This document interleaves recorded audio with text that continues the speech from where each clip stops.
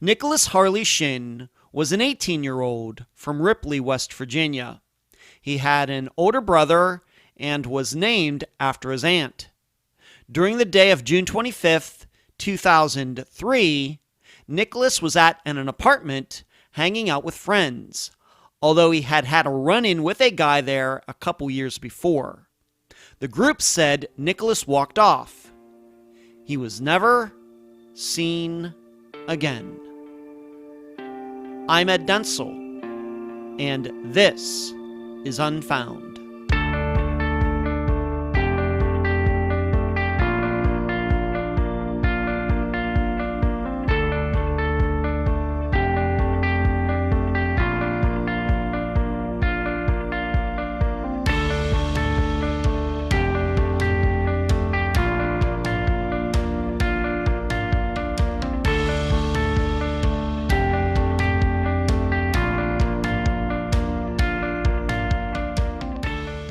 As a 51-year-old, I don't remember the title of today's episode being a phrase or cliche or idiom when I was growing up.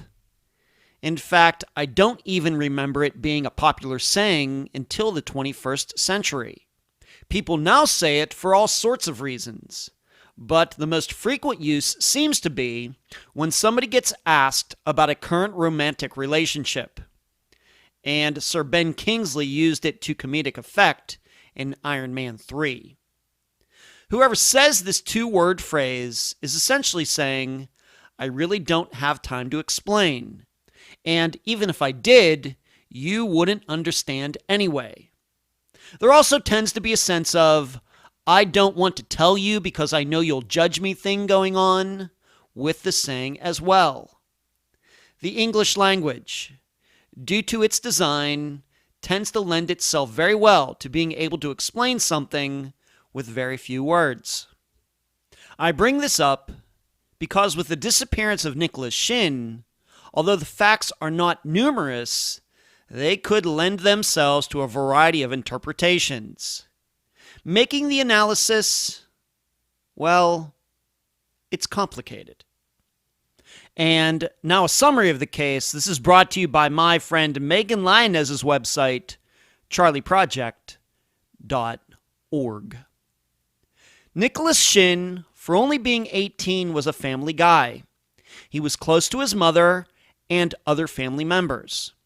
In fact, Nicholas was named after his aunt and not an uncle. Yes, you heard that right. His aunt. He wasn't much into sports, but Nicholas loved to skateboard. Despite his good nature, though, Nicholas had some issues. He dropped out of high school and didn't get a job, so money was always a problem. In addition, Nicholas had started dabbling in drugs, although the extent to which is unclear. So, on June 25th, 2003, Nicholas was at an apartment where two young men his age lived. Joey, who was a longtime friend, and Jonathan, a guy who had a run-in with Nicholas a couple years before. There were also two girls there. Nicholas was upset that Holly was giving more attention to Jonathan than to himself. He tried to talk to Joey about it, but Joey was going to take a nap and said they would talk later. After this, according to Jonathan, Holly, and the other girl, Nicholas came back downstairs, went out the door, and never came back. They had no idea where he was going. Nicholas was never seen again. Searches of the area yielded no clues, although the main theory was that Nicholas somehow ended up in a nearby creek that was overflowing at the time. In any disappearance, when there is a combination of jealousy, previous bad blood, and probable drug use, foul play can certainly be a good theory. However, when you add in dangerous territory or waters nearby, the number of possibilities rises quickly. So for all of you, my suggestion is to analyze these three questions very closely as you listen to the interview. Number 1, could at least 3 people really keep their mouths shut if foul play occurred in the apartment 18 years ago? Number 2, is it logical to believe that Nicholas ended up in the nearby Raging Creek due to him being lovesick over Holly? And number 3, what are we to make of recent posts by Jonathan where he made comments that Nicholas's family insists are lies? Nicholas's family is open to different possibilities regarding his disappearance. The guest for this episode is Nicholas's aunt, Nikki Salser. Unfound news. Although I continue to say I don't keep track of Unfound's numbers, and I don't, not even I can ignore what I've seen from the Podomatic chart over the past 3 weeks. Crazy download numbers. I'm not sure all of it is real. However, I'm certainly convinced that getting featured on Amazon greatly raised Unfound's profile. A huge welcome to all the new listeners. Next, it's getting to the point where I can't keep track of every place Unfound can be found. A listener recently told me that the program is on Pandora, which is news to me. Why is it news? Because I really don't set up these agreements. My podcast host, Podomatic, does. So I need to thank them for building new partnerships with all these content providers. Finally, if you've heard the rumor, I want to verify that it's true. Yes, I will be testifying for the prosecution in the Steve Pankey murder trial in October. That's all I can say at this time. But I will happily talk about the entire experience after the trial is over. Where you can find Unfound. Unfound supports accounts on Pandora, Audible, Podomatic, iTunes, Spotify, iHeart, Twitter, Instagram, Facebook, Deezer, and YouTube. Speaking of YouTube, on Wednesday nights at 9 p.m. Eastern, please join us for the Unfound Live Show on the Unfound Podcast Channel. Watch, listen, and become a subscriber. Contribute to Unfound at patreon.com/Unfound Podcast. You can also contribute at PayPal, paypal.me/Unfound Podcast. I also need to give a huge shout out to all the people who have monetarily contributed using Super Chat during the live show on YouTube on Wednesday nights. Thank you for watching, and thank you for donating. The email address, unfoundpodcast@gmail.com. Merchandise, the books at amazon.com in both ebook and print form. Do not forget the reviews. Shirts at unfound-podcast.myshopify.com, or you can track down my assistant Heather in the Facebook group. Playing cards at makeplayingcards.com/sell/Unfound Podcast. The website, theunfoundpodcast.com. And please mention Unfound at all true crime websites and forums. Thank you. I'm so happy to have on this episode of Unfound the aunt of Nicholas Shinn, Nikki Salser. Nikki, welcome to Unfound. Thank you. Let's start here. I do have to ask you this. I mean, his name is Nicholas and your name is Nikki. Is that a coincidence or something else? Was that planned or what? No, he was named after me, yes. He was named after you. Mm-hmm. He was, okay. And is Nicholas's mother your sister, or how are you Nicholas's aunt? Yes, his mom is my sister. Okay. I'm guessing that you must have been very, or still are very close to his mother for her to do that. How did that all come about when Nicholas was born, that he got your name? How did that come about?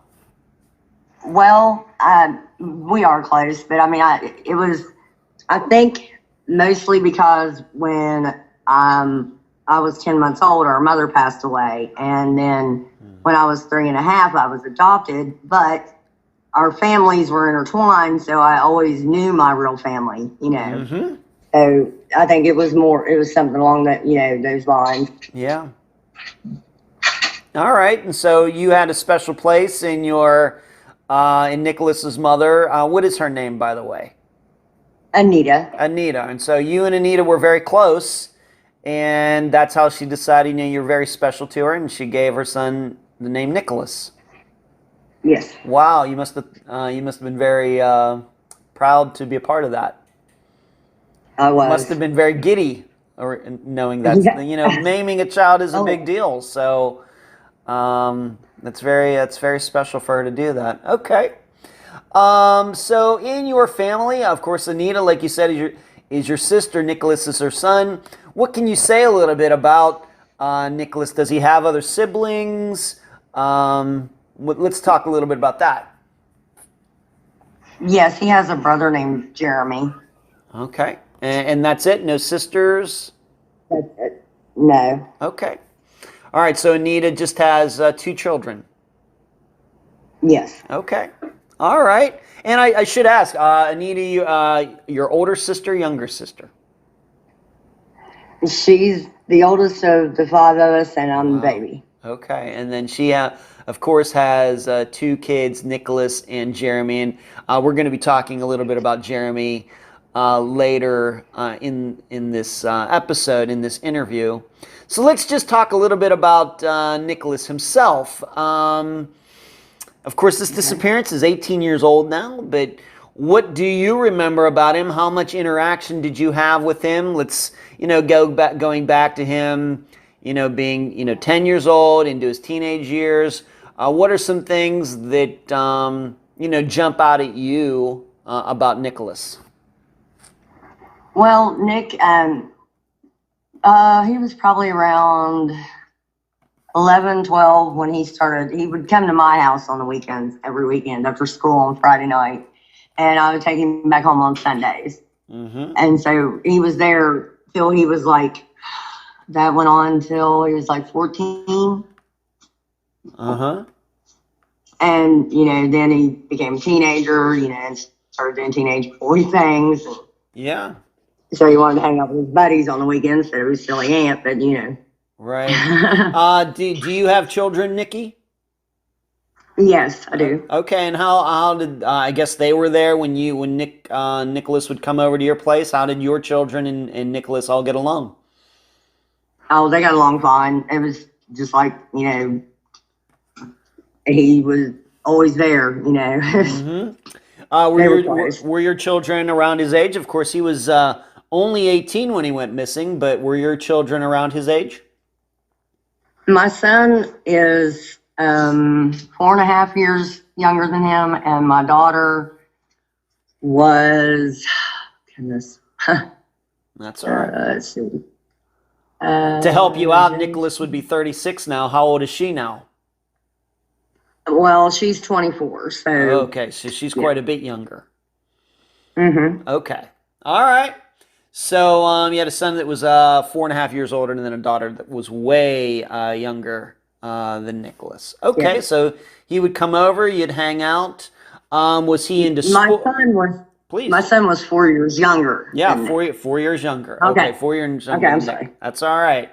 So was Nicholas into sports and music? You know, of course, West Virginia. I'm from Pennsylvania, so when I think of West Virginia, I think of this very mountainous state. Was into hunting and things like that. What were some of Nicholas's interests that you remember?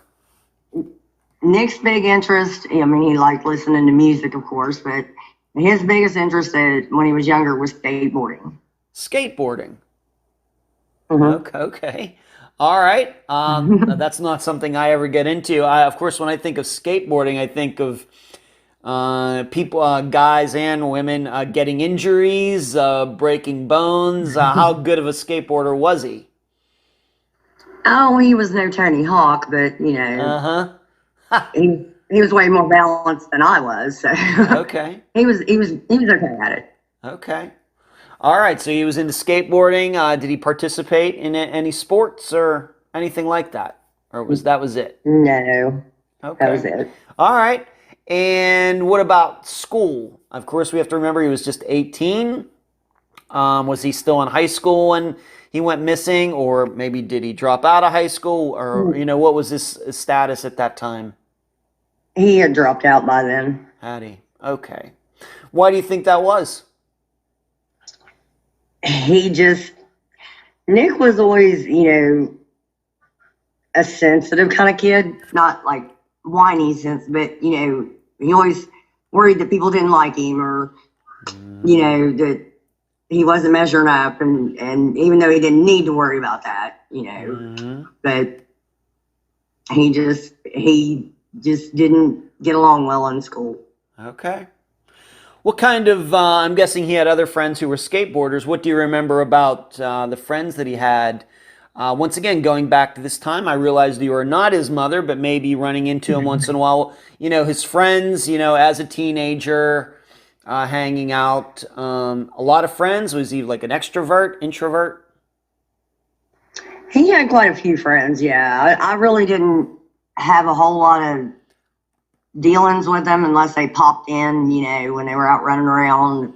It was usually a different one here and there, but he more or less just hung out with the same people, kind of, They didn't have a great big group, but,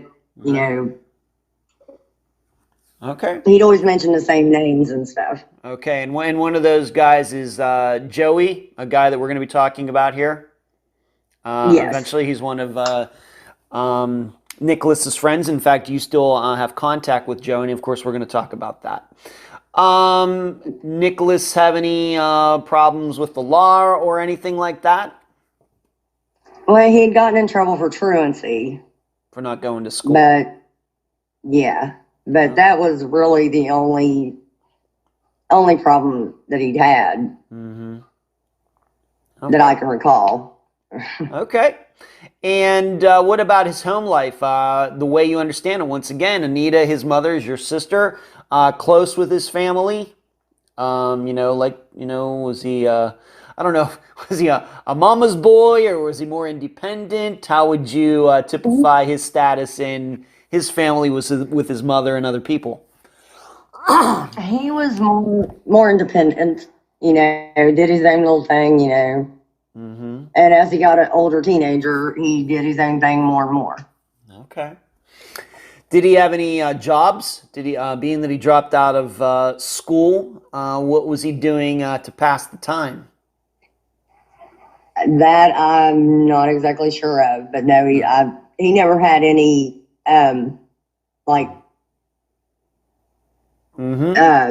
tax-paying jobs, we'll say. I'm sure he did odd jobs here and there to earn money, but... Okay, so he didn't like work at a McDonald's or at a Walmart or, typical jobs that, entry-level jobs that teenagers might have. Delivering pizzas, things like that.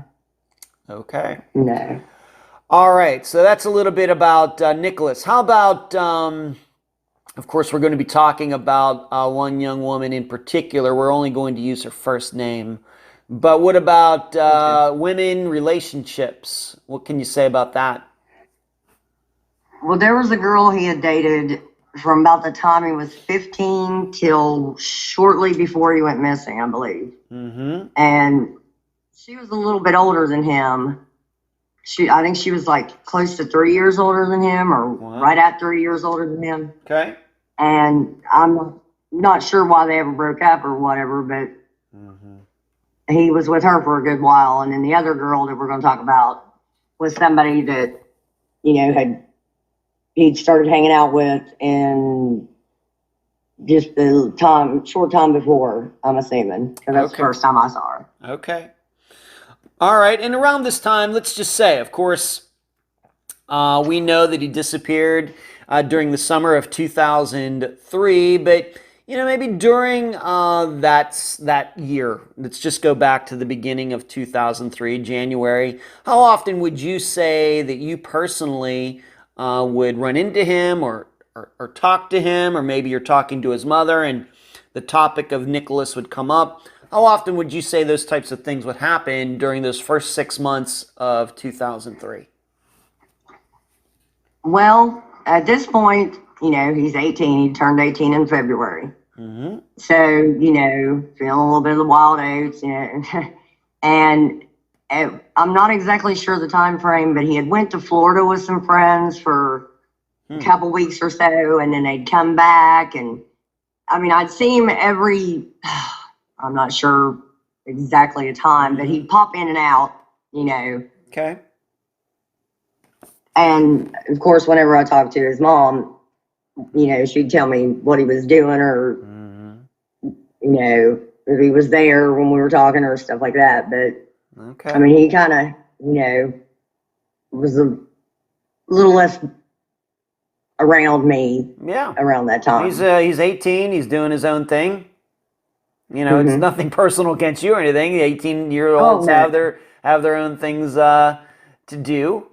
How maybe I should ask you this: being that did you live close to where he was living at the time? Did you live close to his mother? How close did all of you live there in West Virginia? I think I'd say from where I lived to where his mom lived would probably have been 10 to 15 miles. It wasn't really far. So not far. No. If you wanted to all see each other, it wouldn't take too much to do that. Pretty close. No. Okay. Yes. Okay. So, so we have all of that going on. And would you say, once again, the way you remember it, in talking to his mother at the time, would you say that, did she ever express any worry?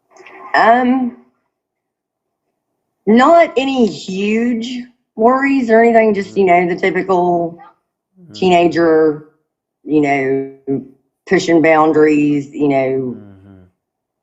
they're 18, they can do whatever they want type things, Right. Right. And my understanding at this time is that Jeremy, his brother, is an older brother, and that Nicholas was living with him. Yes, during the summer.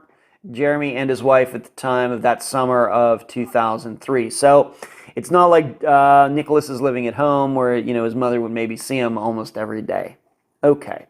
No. All right, let's move on to this. And the only reason we talk about a topic such as this is we know how this topic can be connected to disappearances quite often. But did Nicholas have any addictions? Did he do drugs? Did he become an addict? What do you know about this? I wouldn't have called him an addict. It wasn't like, for my knowledge at least, anything that he had to have to function or anything. Because one kid, he smoked pot and did the dumb teenage stuff like huffing propane and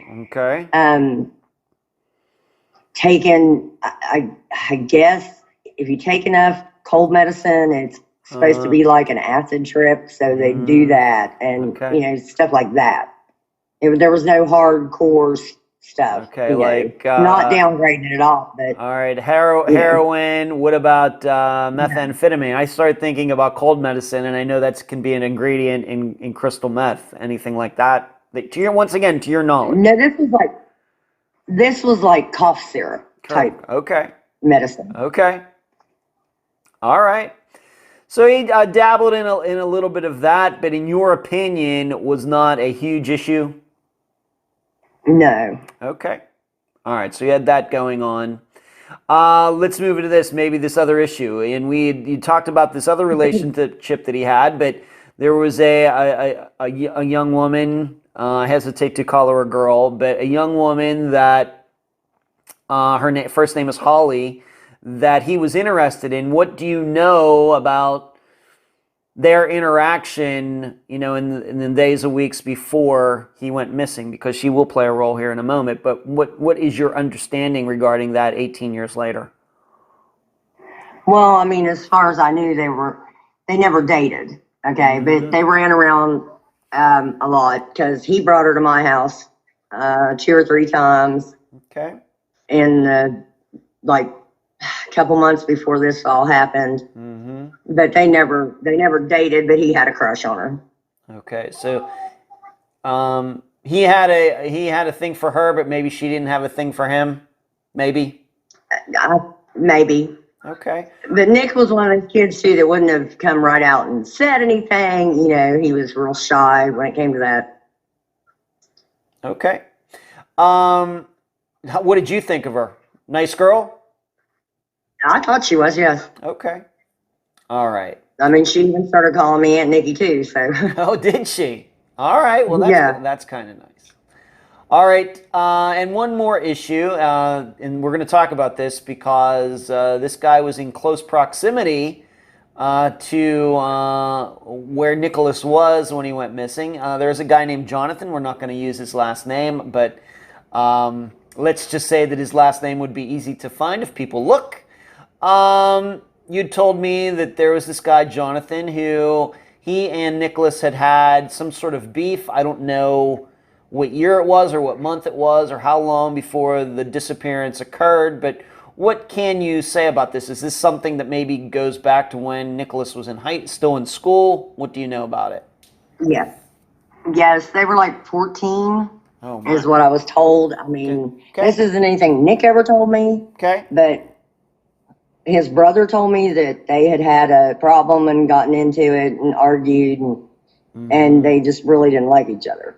Okay, and so we have to remember, so 14, that would have been like 1999 or something, so like 4 years before the disappearance. Yes. Okay. All right. And do you happen to know, did it rise to the level of them getting into a fight, throwing punches or anything, or is this just a lot of posturing? Yeah, back then it did. That's the only time I know of them fighting. Okay. But, okay. All right. And so everybody should remember the names Harley and Jonathan for later. So when you think back to the summer of 2003, what was going on in your life at the time, in June, when this disappearance happened? What was going on with you? Nothing major, just being a mom, working, and trying to raise those two kids. Okay. And at that point, when do you think was the last time you either last saw him or last talked to Nicholas before he went missing? Any recollection of that?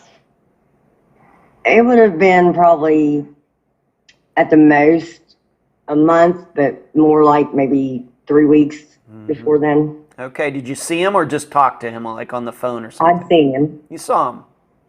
Him and Holly and her friend, they'd always drove him around and stopped by my house. Okay.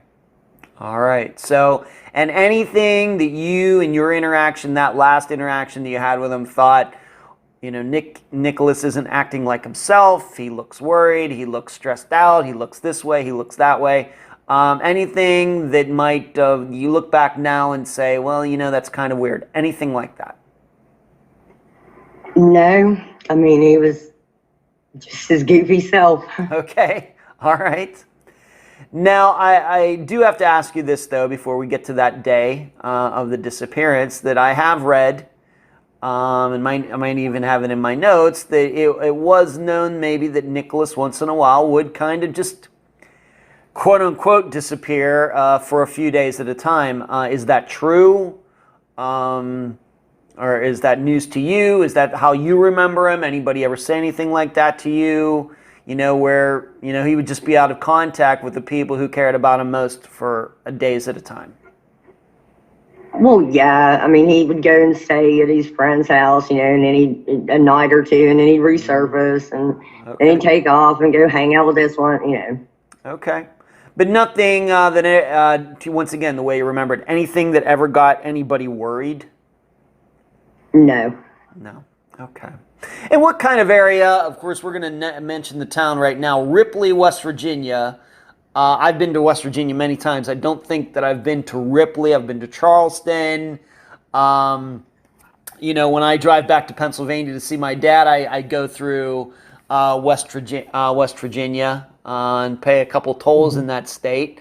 But Ripley, West Virginia, how would you explain that town, the size of it? What would you say about that town? It's just a small town. I mean, it's the county seat of this Jackson County, but it's still just a small. It's a rural town. Okay.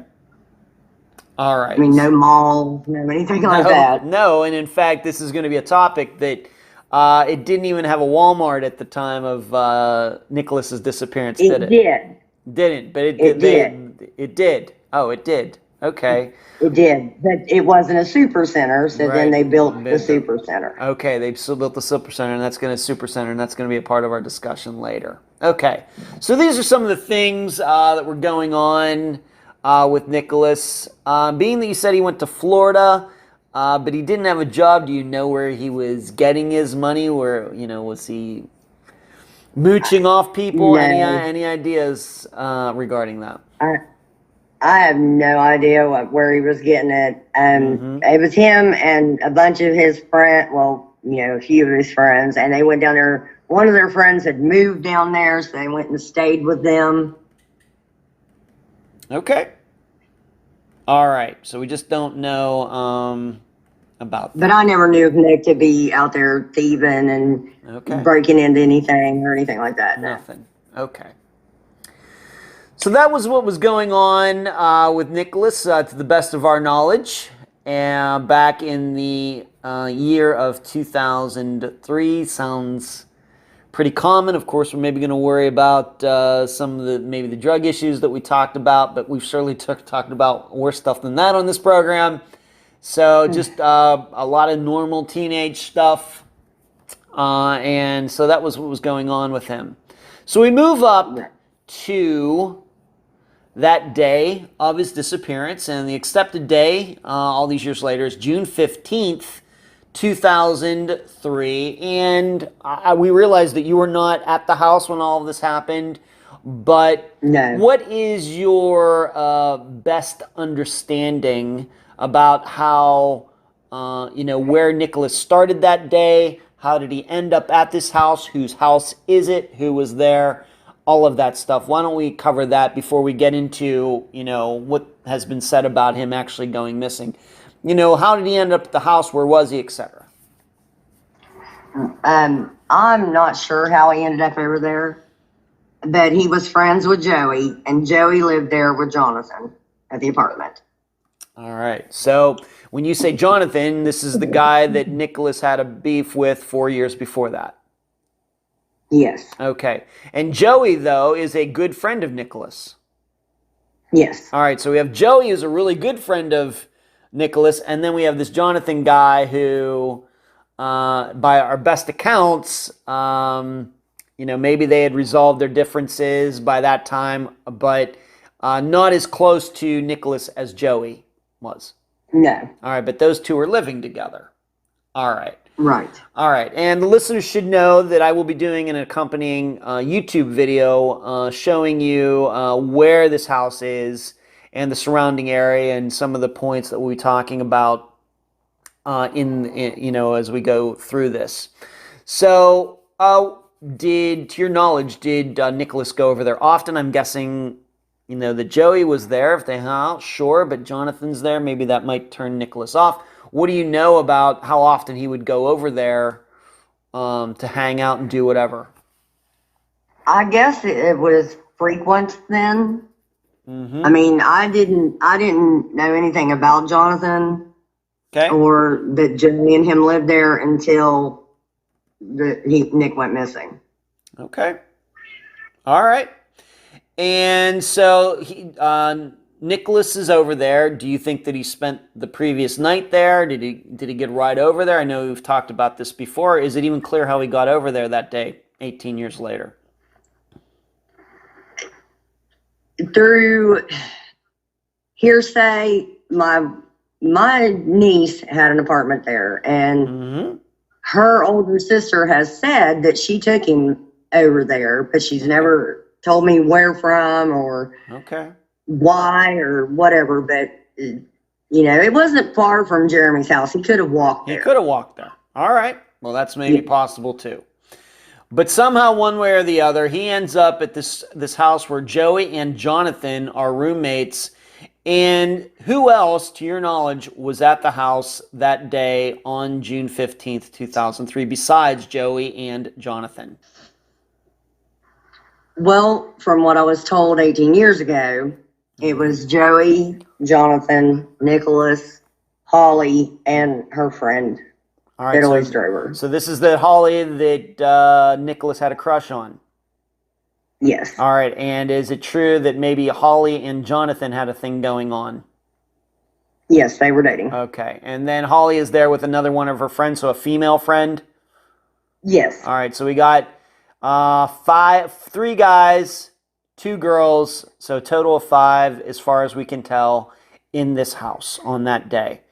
Once again, realizing you were not in the house, but what is the story? What was the story, at least at the time, as to what they say happened for Nick to go missing from that house? And maybe, you know, if you could put in, you know, what time of day it was it in the morning, afternoon, night? You know, what is the story as to Nick's movements in that house before he went missing? Well, I was over there. I went over with another boy that Nick had grown up with. And I was talking to Joey and Jonathan. And Joey really did all the talking. And Jonathan just agreed and shook his head mostly. All right, we have to set something up. Well, hold on, we have to set this up, Nikki. This is after Nicholas went missing. Yeah, all right, so I don't know specifically if it was night or day. Okay. I'm assuming night, the way they talked. Okay. All right, so what you're saying is after Nicholas went missing, you actually went over to the house and you got the story verbatim from the people who were there. From Joey and Jonathan. Okay. The girls weren't there. Great. And what did they say?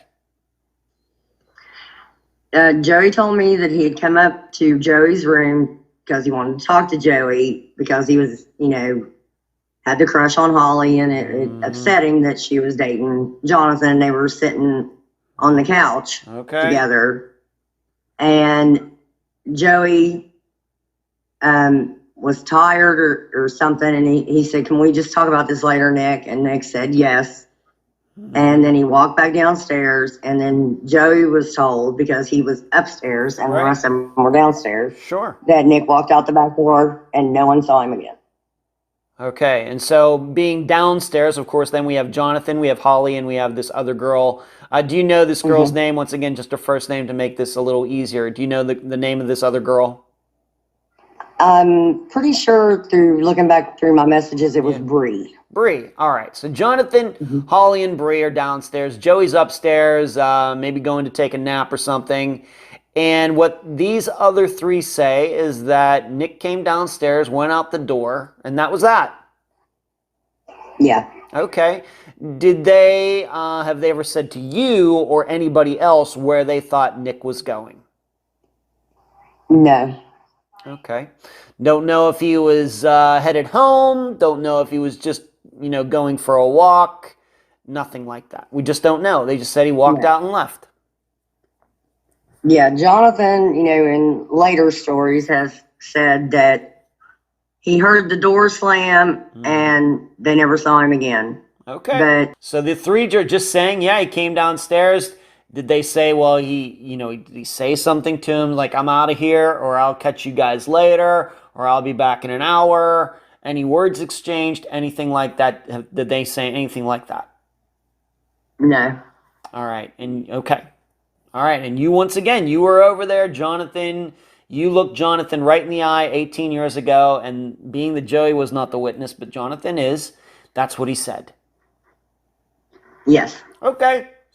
So, and that's why he still says today. Okay, so being that you did went over there, and we did go over there, and of course by this time, of course, you would have known that he was missing, but how did you find out that Nicholas was missing? How did, you know, who was the first person that said, you know what, we haven't seen Nicholas in a while? How did that all get started after this particular date, once again, of June 15th, 2003? How did it all get started that somebody said, you know what, I think Nicholas is missing? What do you remember? See, no one can tell me who first initially noticed that I would assume, Jeremy got to questioning why he hadn't been home, but nobody can tell me who got it rolling. But my brother Steve told me that he was missing. Okay, and do you remember how many days that was after that day of June 15th? If I remember correctly, it was like 2 weeks. Wow, it took that long. Yeah, I guess. Because okay. like I said, Nick would disappear, Okay, so it took that long for you to find out, and you believe that it was Jeremy, being that Nicholas was living with Jeremy, that first kind of said, you know what, he hasn't been back to the house in a while. Yes. Okay, and once again, who told you about Nicholas being missing? My brother Steve called me because he had talked to Jeremy, and we all went over there. Okay. And what were those first conversations like? Do you remember thinking, what were you thinking? And when did it come up and all this? And I remember, I realize this is 18 years ago, but when did it first come up that, oh yeah, Nicholas was over at Joey and Jonathan's house? Do you remember how early that came on? How did anybody even know that? I'm not sure how anybody knew where he was. Okay. Other than the fact that my niece had an apartment. Okay. Right in the next building. All right. And so maybe she was the one that said, once again, I realize some of these details get lost after 18 years, but I like to be very specific regarding this stuff, and I know the listeners know that I'm like this. So it's very possible that she knew that Nicholas was over there, being that she lived in the same complex, and then when she might have found out that he was missing and said, oh yeah, well, he was over at Joey and Jonathan's. That's possible. That would be my best assumption, yes. That's the best. All right. So then you, I guess, once again, it would have been 2 weeks later then that you went over and talked to Joey and Jonathan in the conversation that we've already discussed. Actually, me, my brother Steve, and Jeremy all went over there and was talking to our niece. Wow. And then I went over there on a few days later by myself. Okay. You by yourself went over there and talked to Joey and Jonathan.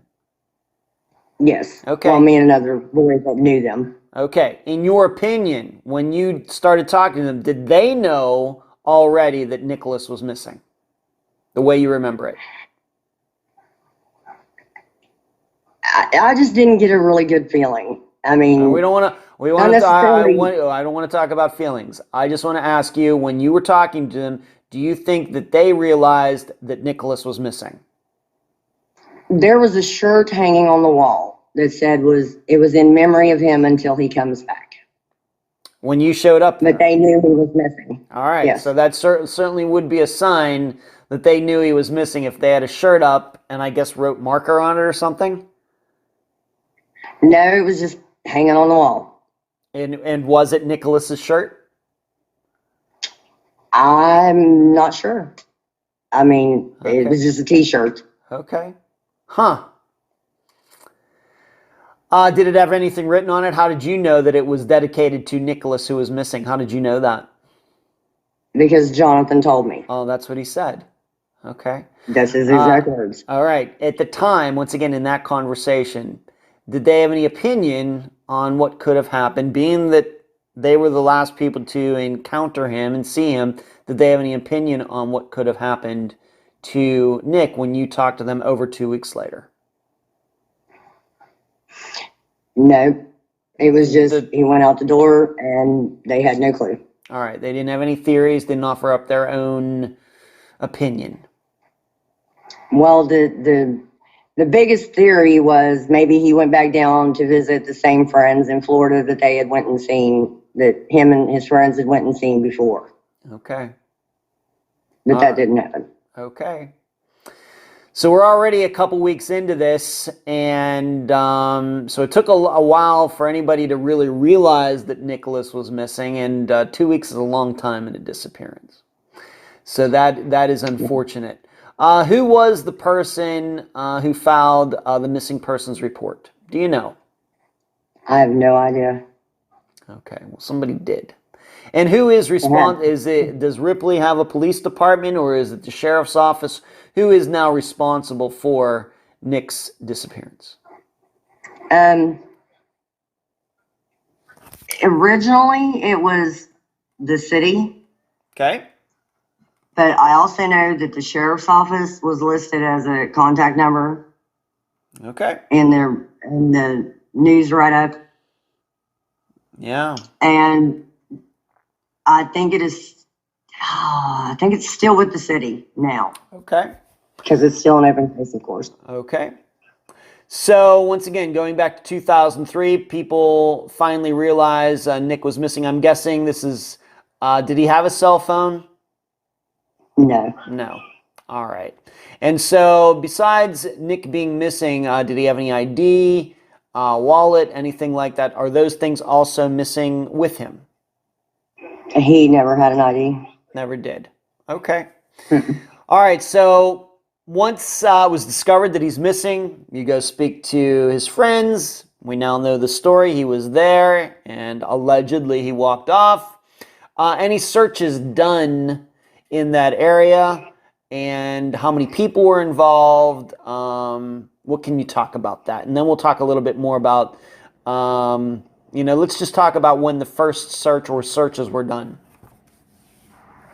I'm not exactly sure the dates, or it wasn't, it was within that 2-week span that they, I was told they took a cadaver dog down the banks of Mill Creek and didn't find anything. Didn't find anything. And so, all right, so it took a little while. Once again, if it took you 2 weeks to find out that he was missing, then the searches, I guess, weren't done for that amount of time as well. Right. Okay. And then my sister's boyfriend and a friend of his took a boat all the way to the end of Mill Creek, looking to see if they saw anything on the banks, and they didn't see anything either. Okay. Yeah, let's talk a little bit about that area. And once again, for the listeners, I will have done by the time you are hearing my voice and Nikki's voice, I will have posted a YouTube video diagramming some of this. But that area, you talked about this creek, and there's like a reservoir there. What do you know about that reservoir, that creek? Were they high at the time? Had it been raining a lot? I don't know. Does it rain a lot in June in West Virginia? I really don't know. What do you know about those particular bodies of water? And there had been a horrible flood. It was a strong enough flood to wash trailers out of a trailer park up underneath a bridge. And the water was completely up to the edge of the hillside out of bank. Wow. And this happened right around the time that Nicholas went missing? Yes. Wow. Okay, so the reservoir would have been high. This local creek, this Mill Creek, would have been high at the time as well. Yes. All right, and they are in close proximity to this apartment where all these people were. Yes, the creek would have been just as high as it was out of bank. It would have been just a matter of feet away from the back door. All right, and I'm guessing, of course, if he went into a reservoir, I'm thinking that his remains or his body would have been found fairly quickly. Do you know if there's a fence around that reservoir or a fence around this creek in that area? Is there any sort of barrier between the apartment and, sometimes there is, to denote, like private property from public property? Do you know, going back to 2003? It was all wooded area then. Okay. I don't know who owned it or whatever, but I don't know of any fences. Okay. But I was really never down through the creek either. Okay. So. Did you and any of your other family, you ever get together, go walking through those woods? What I would say in like a east-northeast direction from the apartment complex. Did anybody go up into the woods? I know there was a dog, but any people get together and start walking through those woods? Just looking around? Well, me and the boy that took me over there that day, we walked as far as we could get down the bank. Mm-hmm. But it wasn't very far. But like I said, my sister's boyfriend and his friend took a boat down the creek from right about where the apartments are to the very end of the creek where it empties out into the river. Okay. All right. So this is, of course, as many of the listeners know, that when we start talking about disappearances and we start talking about bodies of water that are very close to where a person was last seen, that always generates a lot of questions for a lot of very good reasons. The listeners know that I'm not a fan or a supporter of the smiley face killer theory or anything, but I do recognize that many young people, mainly men, it seems oftentimes are found in bodies of water, but we have to remember that one of these places was a reservoir, which if his body would have been in there, it would have been found fairly quickly. On this creek, maybe that's a little more, maybe there's some possibilities there. Or maybe he went in a totally different direction, but we do have to talk about that. Okay. Now, earlier, we talked about how maybe that area has changed in the last 18 years. We talked about this Walmart. There was a Walmart, but at some point, they built even a bigger Walmart not too far away, correct? Correct. All right. And I'm guessing, when they were doing the excavating, no remains found or anything like that. No. All right. Because the listeners should know that I was able to go back and go on Google Earth Pro and go back to 2003 and see how that area changed. And there were woods, and then suddenly there's a Walmart standing there, but nothing found regarding that. Nothing that anybody ever heard of. No. Okay. All right. You had mentioned this before, but we're going to talk about it now. Jonathan, at some point, of course, you spoke to Jonathan and Joey roughly 2 weeks after Nick went missing. Jonathan told a story about a child. Why don't you tell the listeners what he said? He told me that there was a little 8-year-old boy that had said that that someone had went into the floodwater. And I asked him if he could introduce me to the little boy's parents, of course, first, and then, so I could talk to him. Yeah. But the little boy has never been produced. My niece lived over there. Nobody ever talked about it over there, and it's an apartment complex, everybody talks. Yeah. And if somebody had heard that and there was someone missing, it would have been big talk. So that never went anywhere. All right. So do you believe when he told you this story, is this the time you went over there and Joey was there too? Yes. Or so the three of you are there, and Jonathan just said, yeah, this little kid told me that he saw somebody go into the floodwater. Yeah, he said he told him, or that he heard that the little kid, said it, one of the two, but it came from him, yes. Okay. But this child never tracked down in the last 18 years? No. All right. And since then, has Jonathan ever brought this particular story up again?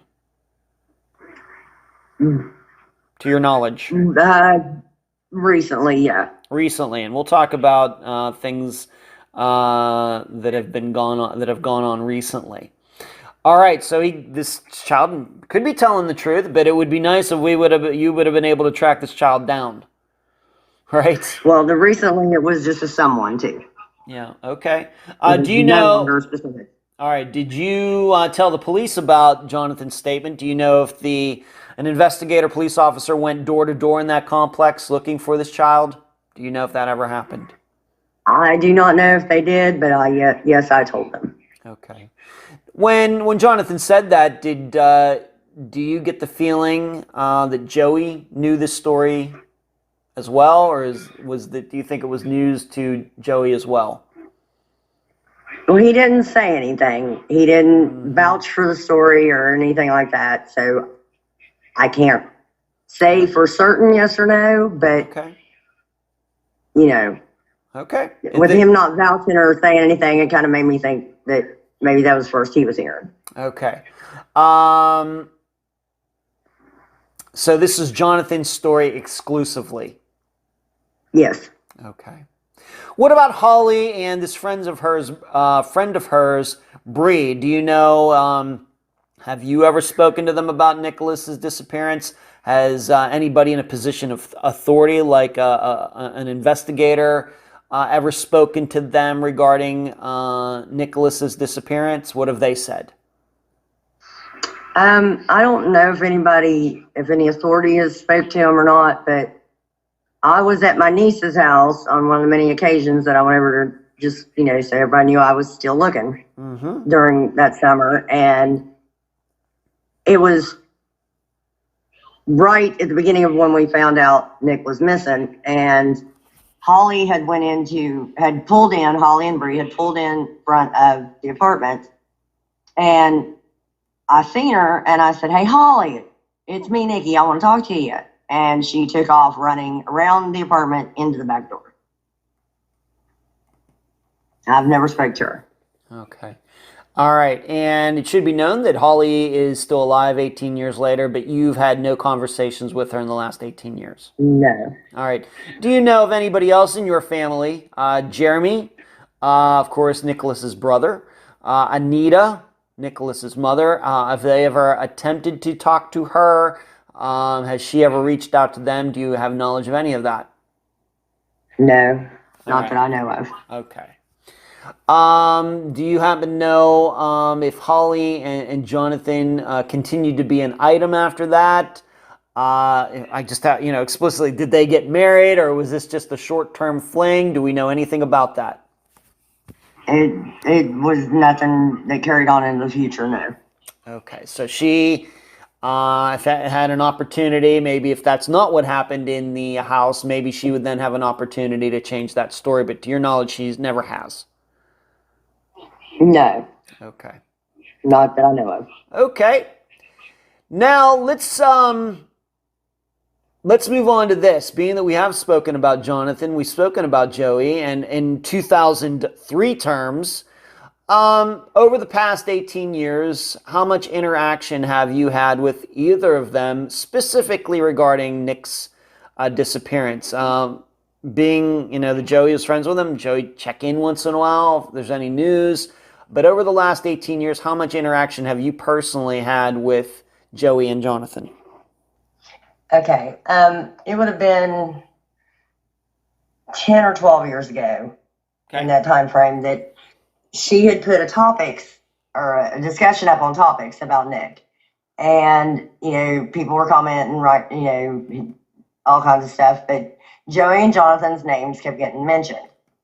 So I had got on there and told them, if anybody wanted to tell me anything that will help, this is my telephone number. This is where I work. If I'm not there, they'll tell me. If you want to remain anonymous, that's fine. Just come talk to me. And Joey didn't live in this county anymore. I'm not even sure if he lives in his state at that time. I'm pretty sure he didn't. Okay. And he was been visiting. And some of his friends had seen the topics and told him that his name was on it. And he got on there and looked and saw where I'd put my information on there. And he made a point to come to the Pizza Hut and talk to me. Wow. He showed up in person. Didn't just call you. He showed up in person. Well, he showed up one day and I wasn't there. Mm-hmm. And he left a message and I called him and he came down to talk to me. Wow. Okay. Well, that's a stand-up guy showing up to talk to you in person. I have to admit that, especially being that he didn't live in the area. And if you can say, what was that conversation about? I just asked him if he, in hindsight remembered anything, and he told me the same thing that he told me back then. Okay. At any point, and I have to ask this, at any point, did he ever say, you know what, I think Jonathan's lying about what happened that day? He did say that there was one instance where Jonathan was sitting by a tree and kept saying something, but I can't remember exactly what he said he was saying. He said, and I don't even know if I'm just, thinking too much about it or what, but he said it kind of made me think in hindsight, why was he doing that? Okay, I'll just ask specifically though, did Joey ever say that he thought maybe the story that Jonathan, of course, Holly and Bree are there too, It's not just one person's story. Has he Right. ever said, you know what, I don't think that's what happened that day? Has he ever explicitly said that? He's never said that he thought anybody did anything. Okay. He just knows what he knows, and of course, like I said, he was upstairs. So Okay. So I guess that we can then take for granted, even though Joey and Jonathan were roommates, that somewhere down the road, in a moment of weakness, Jonathan didn't say to him, you know what, that story that I was telling about Nicholas going missing, that's not really what happened. I guess we have to take for granted that he never did that. no. Okay. All right, so Jonathan, and in fact, you've had conversations with Joey up until just the last few days, correct? Right. Okay. Yeah, he stayed in constant contact. Okay. And just like though in 2003, he still has really no idea what happened to Nicholas. No. Okay. All right. But with Jonathan, it's been a little different situation, I guess. We'll just leave it at that. And once again, we only want to talk about things that he has publicly stated and put out there on social media. We're not going to discuss anything that he wrote to you personally because we don't know if he would want those things to get out. So we're just going to go by what he has stated publicly. And even, once again, just like you've had interactions with Joey recently, Jonathan has posted things recently about Nicholas's disappearance. And I will be posting those so everybody can see. But just in a general sense, what is Jonathan's attitude 18 years later? He still attests to he heard the door slam and never saw him again. Mm-hmm. But he claims in these public posts that he was his best friend and he was his brother, and Mm-hmm. that, to my knowledge, was not the relationship they had. Okay. And on social media, I also called him out on that. So. Mm-hmm. And once again, publicly, if you once again, we don't want to get into any private stuff, but publicly, Right. Is he once again still sticking to the story? He didn't have anything to do with it, and very well may. We're not saying that he did, but I guess what we're saying is he has been maybe a little bit more energetic and confrontational regarding all of this than Joey has. Yes. Would that be an accurate statement? Yes. Okay. So once again, what has he posted? I think even on the Facebook page for Nick's disappearance. I mean, he's written a lot there. Mm-hmm. Yes. Okay. Would you say that these are positive statements that he is making, or how would you portray them? Well, the thing about the statements he's making is Mm-hmm. that up until very recent, he has not talked to any of us since Mm-hmm. 2030, Okay. and would not talk to any of us. And he has stated that on public media or social media that it is harassment. Huh. Okay. And in fact, he made a statement, something to the fact, nobody's ever tried to talk to me about Nicholas's disappearance, but you insist, on the other hand, that you and other people in your family have tried to talk to him, and he hasn't wanted to talk. Yes. All right. So in your opinion, once again, just your opinion, of course, Jonathan has a different opinion. I will post the statement so people can judge for themselves. Your opinion is that what he's posting there is not accurate. Exactly. Yes. Okay, so he's saying that you're saying that your family has had no interaction despite you wanting to talk to him about Nick's disappearance, and he's saying that nobody's ever bothered to talk to him about Nick's disappearance. Correct. Okay.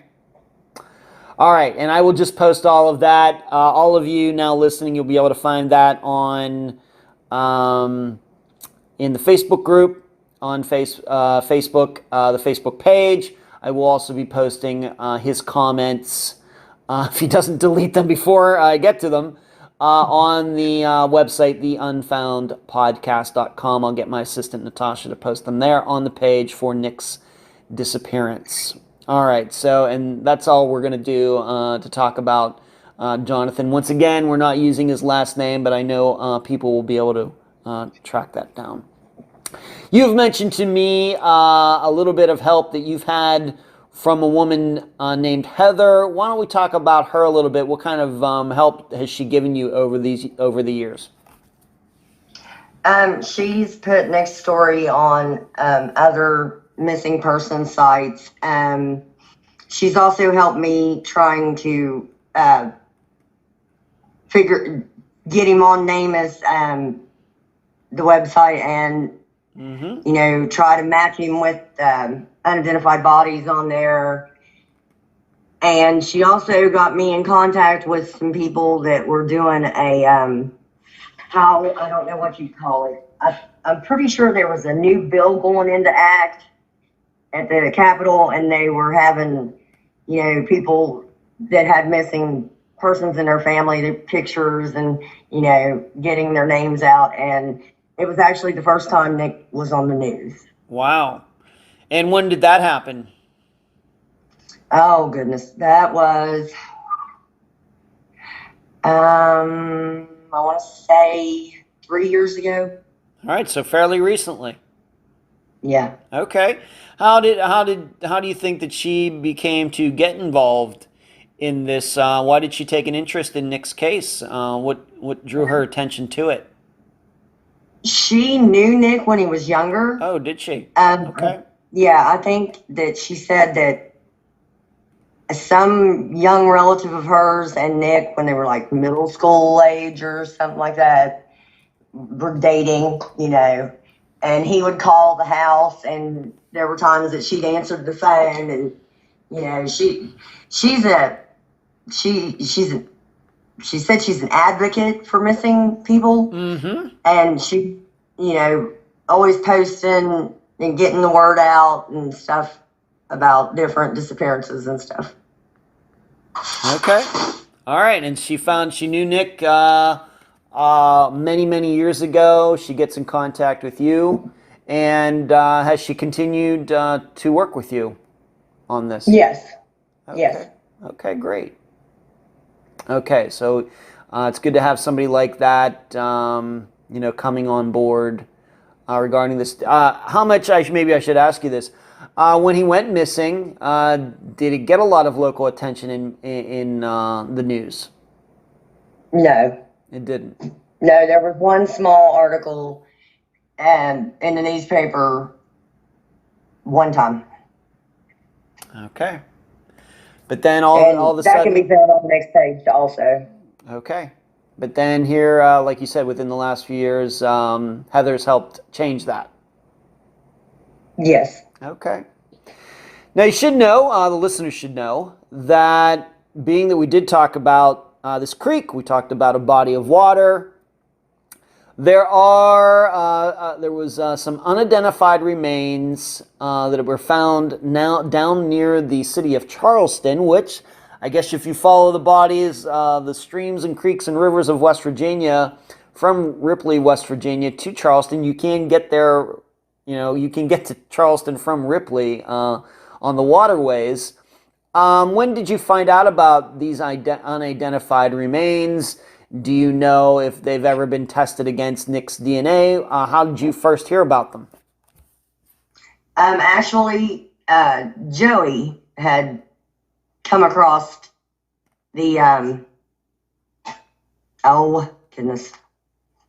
come across the, I can't think of the word I'm looking for. The page? The posting on name of this unidentified body. Okay. And he told me about it, and that's when I got on there, because I didn't know anything about NAMUS. Okay. And I've contacted NAMUS, I've contacted the state medical examiner's office, and they said that I needed to get dental records or have DNA done, and my sister did do a DNA profile. Okay. And how? Like a year ago. Like a year ago. Okay.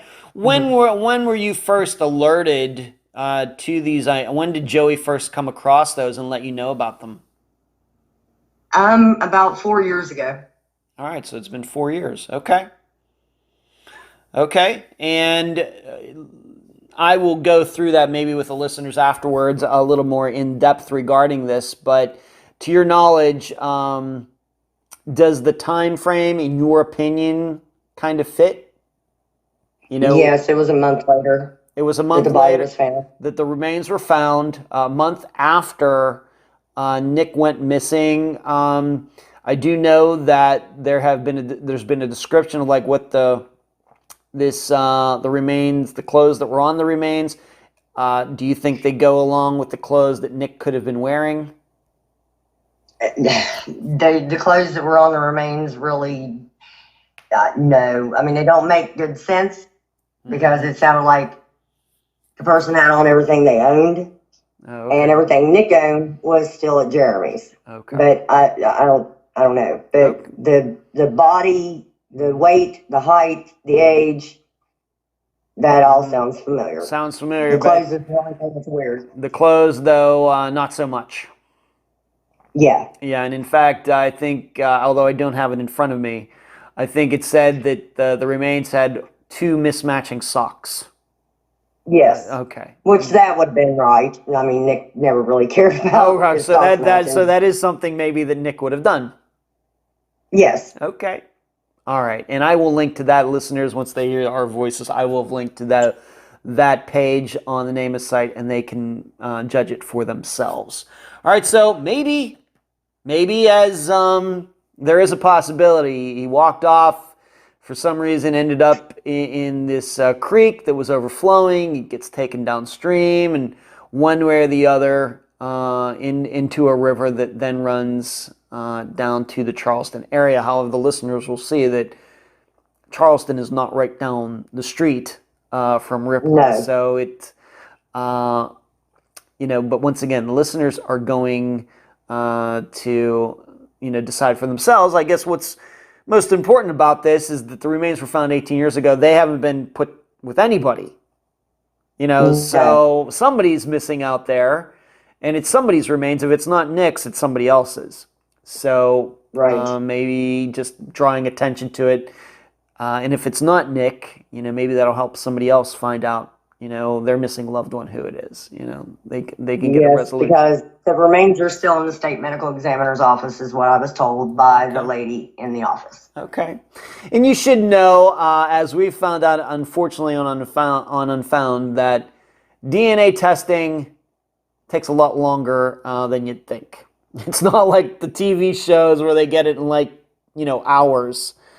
Even in situations where remains were found in a much quicker way, much more controlled way, it still takes a while for it all to come together. So being that the DNA was taken from Nick's mother a year ago, maybe they still don't have an answer. I can't say that I'm surprised by that.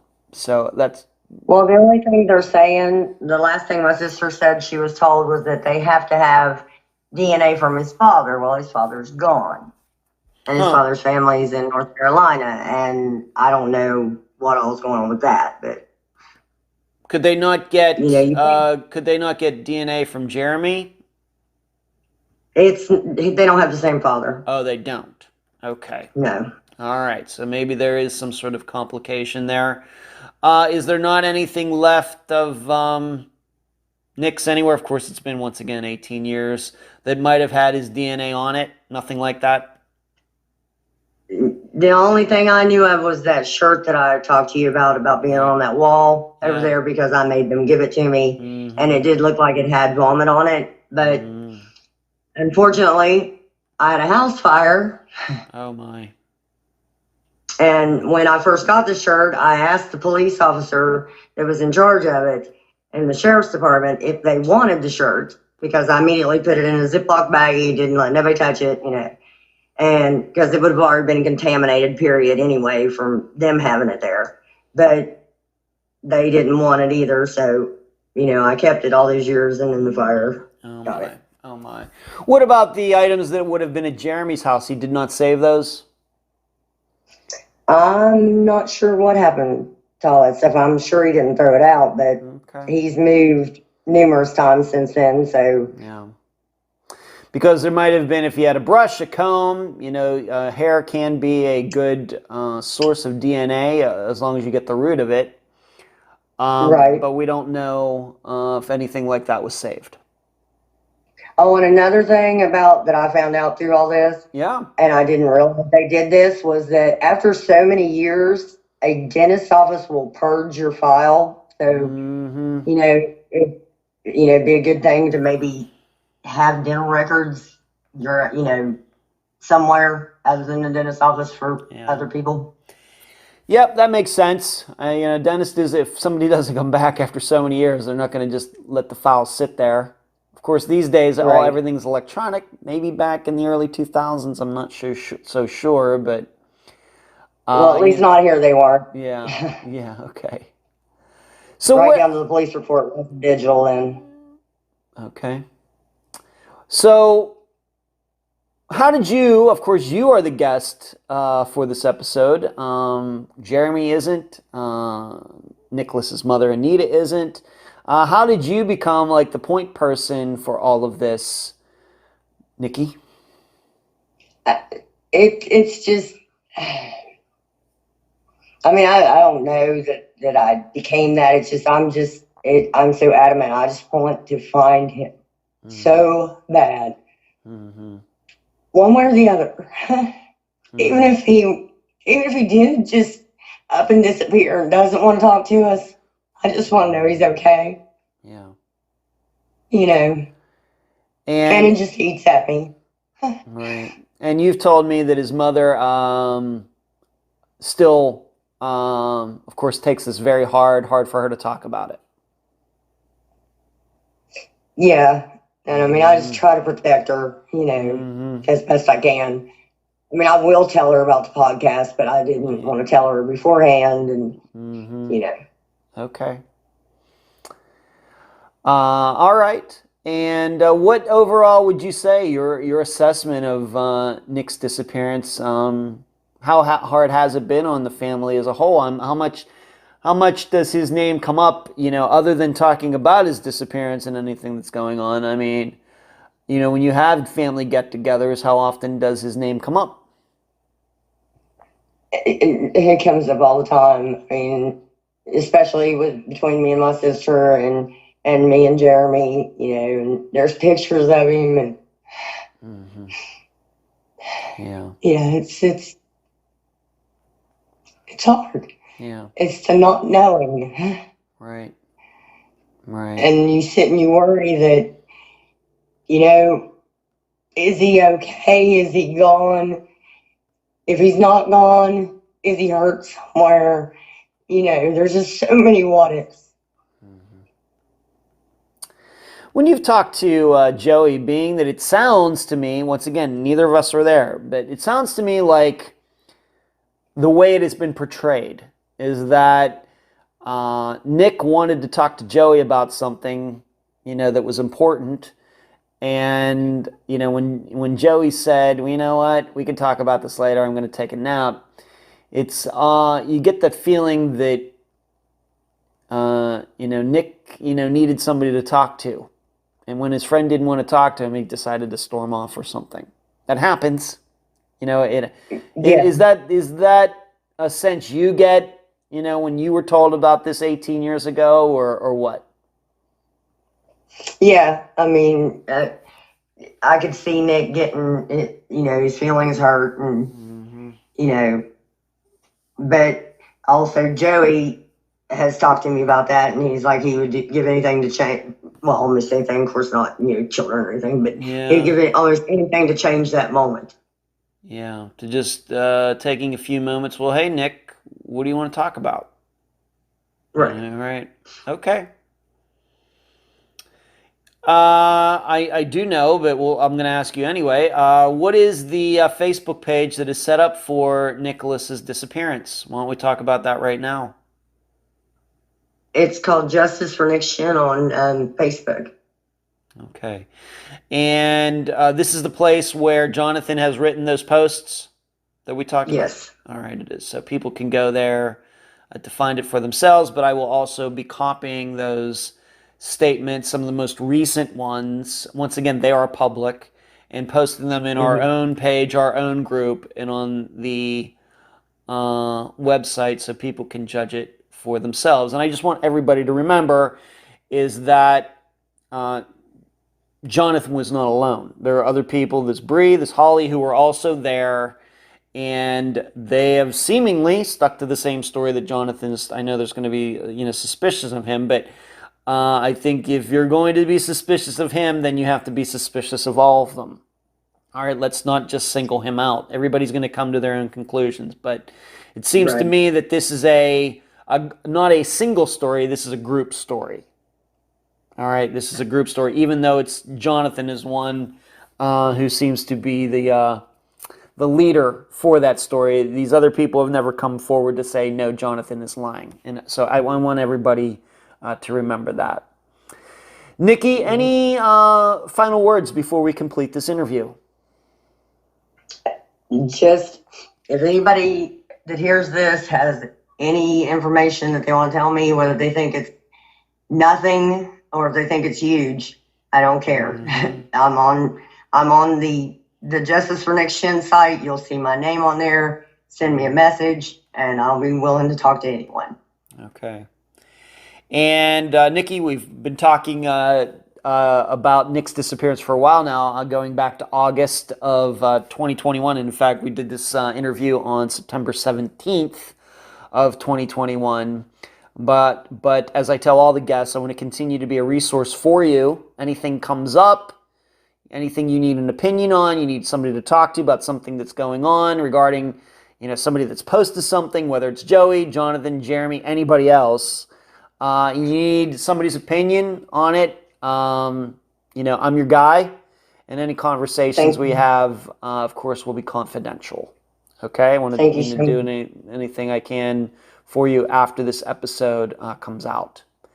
And I appreciate I really appreciate it. You're very welcome. And I appreciate you being on this episode of Unfound. Thank you. You're welcome. And that was my September 17th, 2021 interview with Nikki Salser, aunt of Nicholas Shinn. I thank her for joining me and all of you on this episode. I also produced a YouTube video for the Unfound Podcast Channel where I go through the locations and areas mentioned in the interview. Please check it out and give it a thumbs up. I would also ask you that you please consider subscribing to our channel. So, we have young love, a frenemy type of situation, possible drug use, a 6-year-old who nobody is sure even exists, a nearby raging creek, and recent posts that don't go along with the facts of the last 18 years. Did I miss anything? I don't mean to be flippant. I take disappearances as seriously as anybody in the universe. But even I at some point have to say, enough complexity already. Yet, this is why I have said for 5 years now that disappearances are so much harder to understand and solve than murders. What do I mean? Well, we don't do theories on these episodes. However, I will gladly go through all the possible scenarios for Nicholas's disappearance. They are: Nicholas overdosed and the group covered it up. He was murdered and the group covered it up. Nicholas really did walk off and ended up in the creek on purpose. Nicholas walked off and he ended up in the creek by accident. Nicholas walked off and started a new life. Nicholas walked off and somebody else not connected to the apartment harmed him. Nicholas walked off and died in the nearby woods by accident. Nicholas walked off and died in the nearby woods on purpose. That's at least 8 plausible scenarios. 8 scenarios in which there are no facts to undermine any of them. Yes, you may attach different percentage chances to each, depending on your own insight. However, factually, they are all possible. And, as we all know, it is not uncommon for many disappearances to have multiple believable scenarios. Maybe not 8, but at least 4 or 5. Whereas with murders, although many do go unsolved, it is a rare occurrence where 4 or 5 or 8 people can seriously be considered suspects. Oftentimes, it's more likely that the police know exactly who did it, but can't prove it. This is why disappearances are so much more difficult than murders. Missing persons cases usually have more possibilities and intricacies. Not to mention, as is the situation with many disappearances like Nicholas's, no crime might have been committed. Yet, police are still expected to try to solve them. What's the answer? We already have a database for some unsolved disappearances out there. It's called NAMUS. What we also need, though, is a database for all the disappearances that got solved over a year after they occurred. This would give investigators and all of us a way to compare unsolved disappearances to solved ones by finding similarities between those and the unsolved ones and knowing how they actually got solved. We would then be able to attach percentage chances to the unsolved disappearances theories. This would then provide a blueprint to follow for all current investigations. For example, for Nicholas's case, if we knew of disappearances similar to his that were solved, and the percentages told us that 60% of the time the missing people were found in bodies of water, this would then hone the investigators' thinking for Nicholas's case. There would then be a lot less guessing.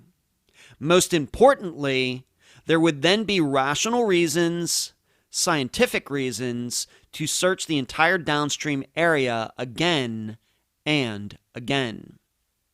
As a reminder, though, this is just an example. Until then, it will be complicated. I'll leave the theorizing up to you. And that's the program. If you found it informative, please go to the app that you use to listen to Unfound and give this podcast a nice review. I thank you for listening. I'm Ed Dunsel, and you've been listening to Unfound.